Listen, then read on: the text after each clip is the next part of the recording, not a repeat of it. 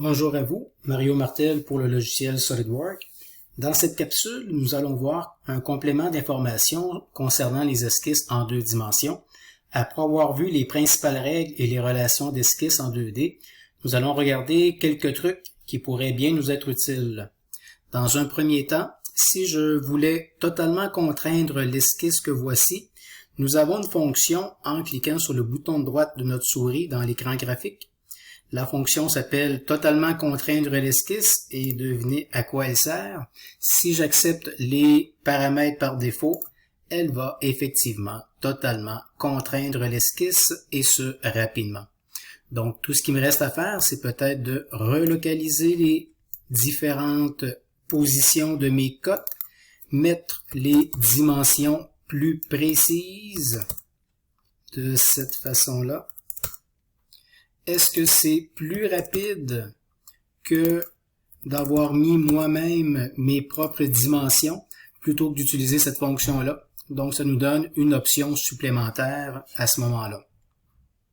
Autre fonction qui peut s'avérer utile dans les esquisses, si je voulais faire l'extrusion de cette figure-là ici et que j'ai de la difficulté parce que la fonction d'extrusion ne reconnaît pas vraiment l'esquisse, nous avons dans le menu déroulant Outils d'esquisse, la fonction pour vérifier l'esquisse en fonction d'une fonction.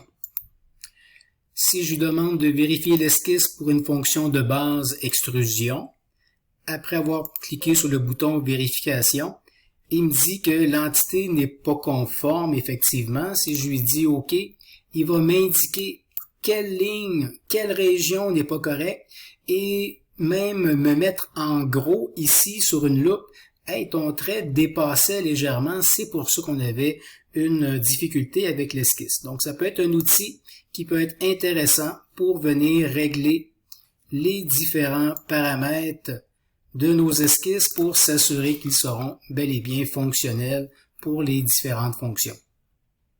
Dans un troisième temps, une fonction intéressante pour venir découper les lignes en trop.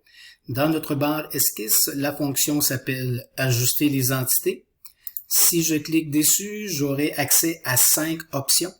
La première est probablement la meilleure, donc si je le laisse en ajustement intelligent, ce que ça me dit dans le carré jaune, c'est que lorsque je vais glisser ma souris sur les différents traits, je pourrai à ce moment-là simplement les découper ou les effacer totalement.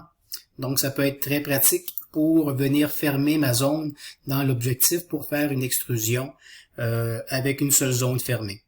Un dernier élément concernant les esquisses en 2 dimensions serait l'utilisation de zones multiples dans la même esquisse. On reconnaît peut-être cette pièce-là.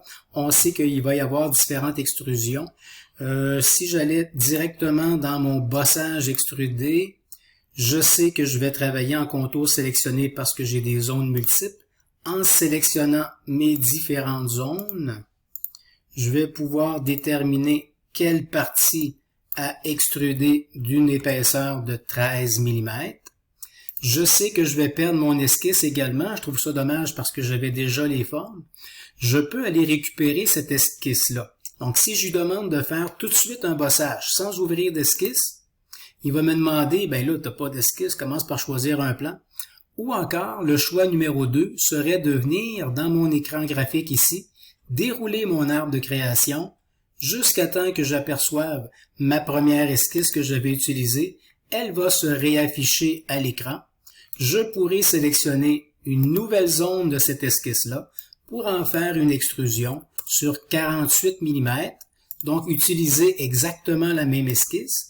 J'avais 2 autres embossements sur la partie supérieure. Je refais encore le bossage. Je réutilise l'esquisse 1. Je sélectionne les contours de ces 2 zones-là ici sur une épaisseur de 16 mm et j'ai ainsi pu réutiliser la même esquisse pour mes 3 fonctions. Donc, dans cette application-là, c'est probablement beaucoup plus rapide ainsi.